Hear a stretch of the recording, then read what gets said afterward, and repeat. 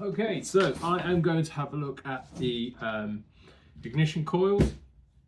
Now, these old coil wires, super stiff. These things degrade over time. They're no good to put back on this bike. So I did order the tune-up kit from TJBC Customs. This comes with 4 new plugs, 4 new boots, and a whole new length for ignition wire. Now, the nice thing about this ignition wire is it comes in enough length that when you install the E-tank, your coils get mounted down here instead of being sort of up here and sort of up here. They get mounted down here on these brackets underneath. Now, obviously, the original wires aren't going to reach that far, but they do give you enough new ignition wire to reach from the E-tank all the way up to where it needs to go on the front cylinder. So the plan is, I've already removed this one. Basically, it's these little, it's just got these little screw-on retention lug things. They just unscrew. There's just like a, inside, you can't really see, but inside here there's just like a tiny spike. And what that does is that pierces down into the end of the ignition wire, contacts the conductive elements inside this wire, which then obviously transfers sparks to the spark plug. So what I'm going to do is I'm going to mount these temporarily and measure out how much wire I need to get to. I think this one's for the front cylinder. Yeah, I marked an F on there before I took them off, so I knew which one went where. So I'm going to I'm going to mount this one to the coil mounts that come with the E-tank, and then I'm going to work out how much ignition wire I need to get this thing to reach the front.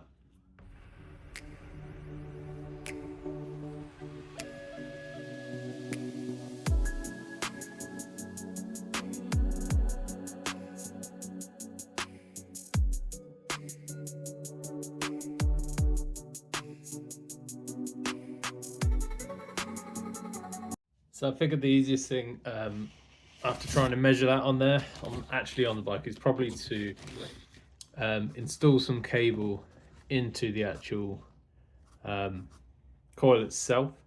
I don't know if you can see in here, probably not. Let's have a look. No. So inside here, there's tiny little spikes which go into this new wire. So basically what I'm going to do is I'm going to get this wire seated in the coil, run it to where it needs to be in the spark plug, and then clip it there, and then I'll know that's enough. And then I'll do the next one, then this coil will be done, then I'll do the next coil, and then so on and so forth. So basically, with this, with the original boots, it comes with these are what mount on the actual coil itself. These are the new boots. First you want to get this guy on, then you want this little plastic washer. It's sort of angled, you kind of get an idea of what angle it needs to be. It's pretty obvious. It sort of slopes downwards and compresses onto the next part, which is this little rubber piece. So those two go on like that, and you have to get your little rubber compression piece. I don't know what this is, but basically it compresses inside this guy when you tighten it down. So hopefully that just slides on, but these are quite tight, so I don't know how easy this is going to be. There we go. It took a little bit doing, but that is on there now. Yeah, so pretty much it's just a case of shoving this guy onto that spike.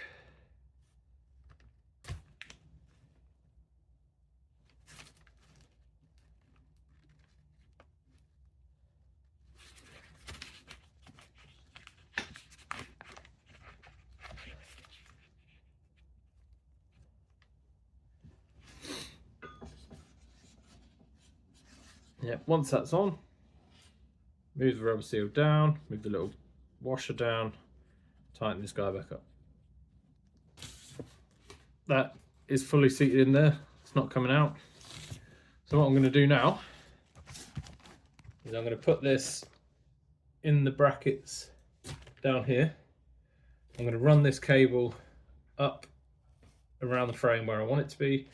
And when I've got enough length in it to where it goes to the new boot on the spark plug in the front cylinder, I'll then just clip it and then do the next one on the same coil.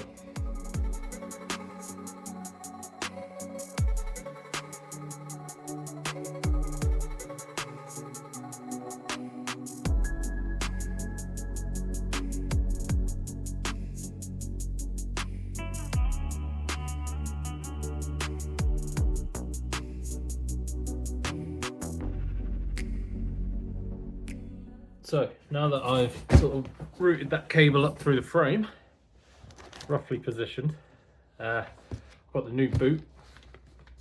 So it is just a case of getting this guy on here first. Not too much to it really. So just pull that out of the way. Again, this one has a, if you can see in there, it's like basically it's like a threaded screw.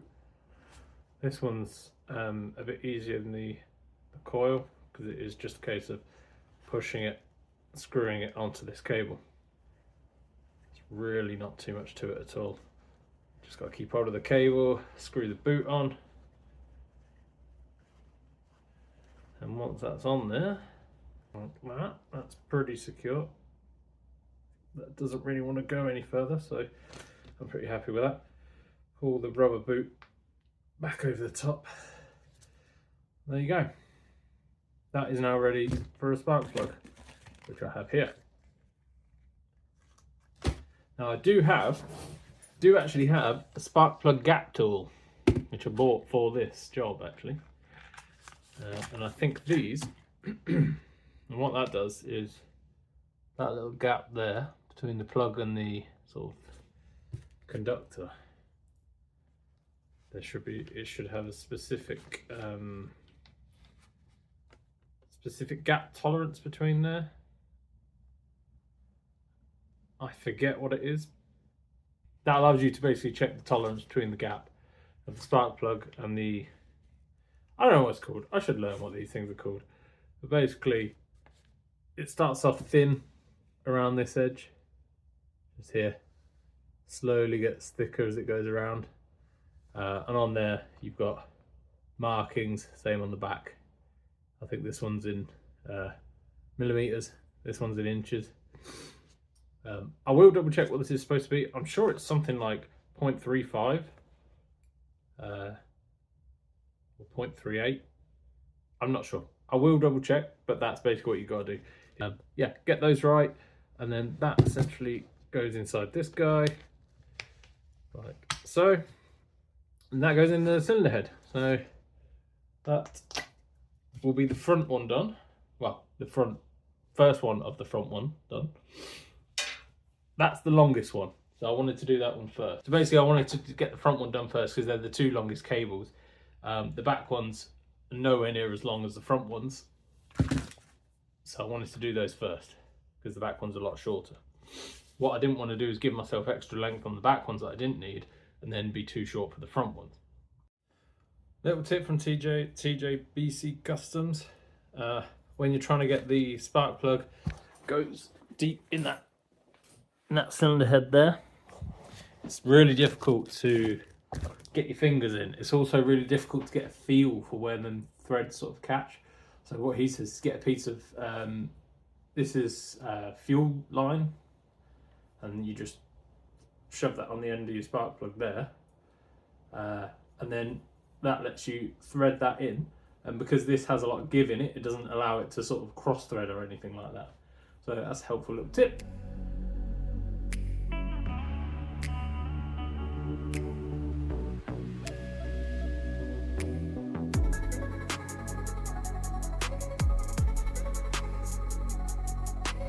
Okay, so I just used my torque wrench to fit onto the spark plug tool, and that is the, if you can see down there, spark plug in there, spark plug in there. This one's nice and easy, obviously.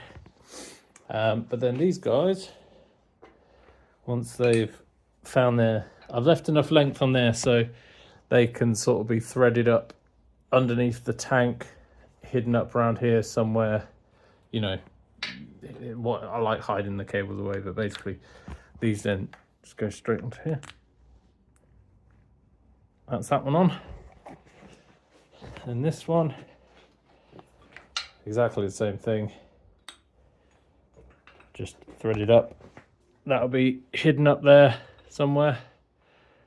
And then that goes down into the hole onto there. And that is the front cylinder fully connected up to the coil all the way back there. Now, it's kind of scary because it's only left me with, I don't know how much this is, maybe just under 2 feet of ignition cable, but it only has to go from these coil mounts here to here and in there. So really it only has to go up there. So I think that's plenty. Like I say, I wanted to get the front ones done first because obviously they have the longest distance to travel. But yeah, they're in there. I'm always a little bit hesitant when I'm talking stuff up, especially when it involves cylinder heads, because I mean, anybody who's built a bike will tell you tightening or loosening bolts that are in cylinder heads is a nerve-wracking experience at the best of times, especially when you're waiting for the torque wrench to click and it hasn't, and it's still going, and you think it should have clicked by now. And then finally it does, and you're like, oh thank God. It's the biggest relief. I don't think there's any bigger relief on the planet than hearing your torque wrench click when you're screwing something into a cylinder head. But yeah, I am now going to do the, I've made a right mess. I really need to clean up as I go. Yeah, I'm going to do the rear coil now. So it's exactly the same process, except cable's slightly shorter. Obviously less distance to travel. But yeah, that is going to go and plug into the spark plug goes in here.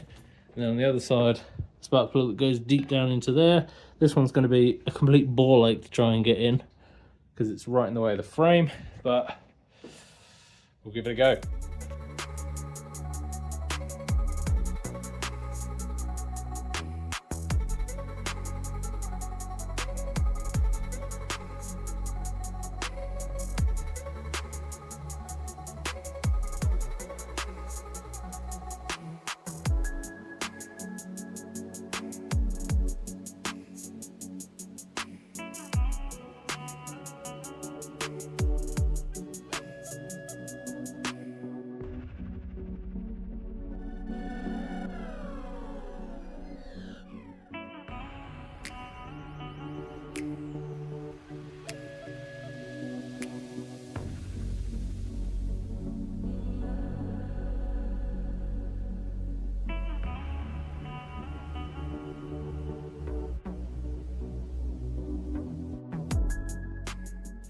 There we go, there's the coolant tubes on. That one from the rear cylinder, going up to that guy.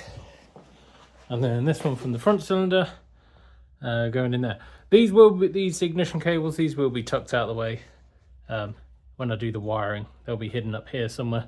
So there'll be no interference down there, but at the minute they're just sort of flopping about. It's a little bit of a disappointment that this one sort of comes across and hides the carbs. They're really nice to see. It would have been nice if I could had that go sort of up and hidden up here somewhere and down. I'm sure it's possible. This pipe here, this coolant pipe, actually has like a bend in it at the end.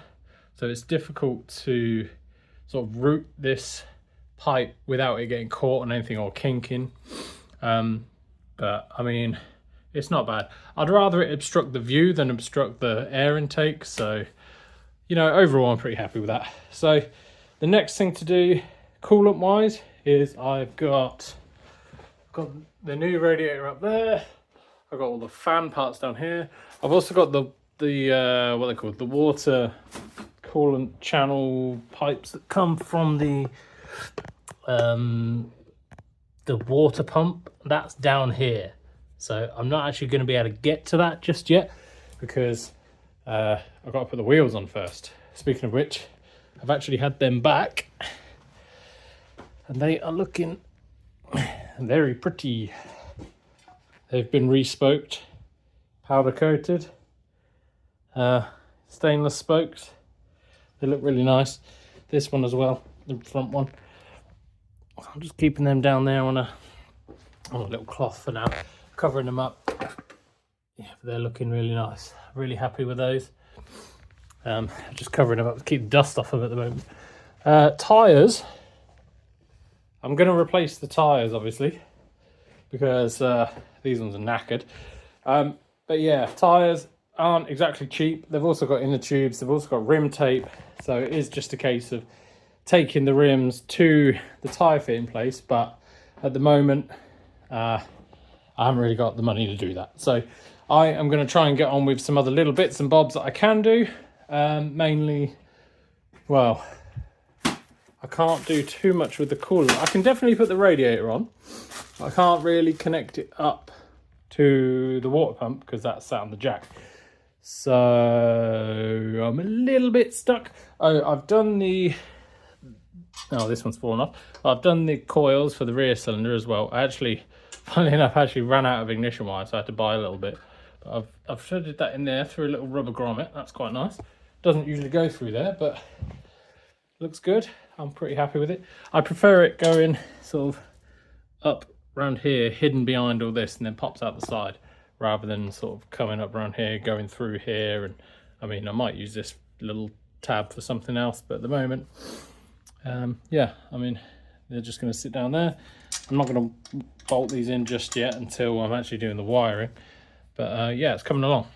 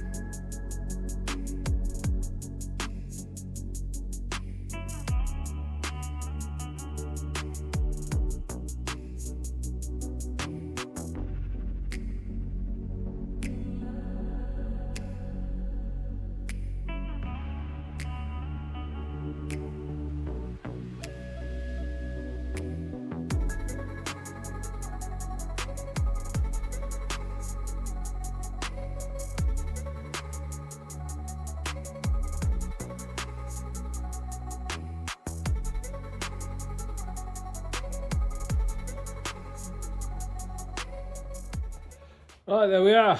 So aside from, like I mentioned earlier, aside from the where are they? These two hoses, which go from the pump to, there's a little sort of outlet there, or inlet, I don't know which way the water goes.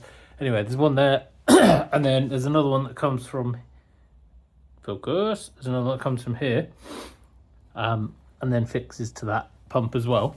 Aside from those two, the radiator is now on. The fan is attached to the back. I replaced these little screws here with stainless ones in the end, because even though I did clean these ones up, they are just mild steel. They will rust again at some point. I'm going to keep these rubbers handy because these are for the cover, which I don't actually have yet. I wouldn't mind getting just a, I don't know what I'm going to get. I might just get like a little cheap plastic one like that, because I am thinking of not running a front fender on this bike. So this won't be on the front wheel when this goes on. So I kind of want to give that a little bit of protection. I know it's not going to be perfect, but especially with the roads here in Britain. So yeah, this is on. Radiator is all mounted in. Put this hose on once I've got the radiator in. That's all clamped up. Yeah, like I say, apart from those two little pipes that go down there, that's pretty much it for the coolant system.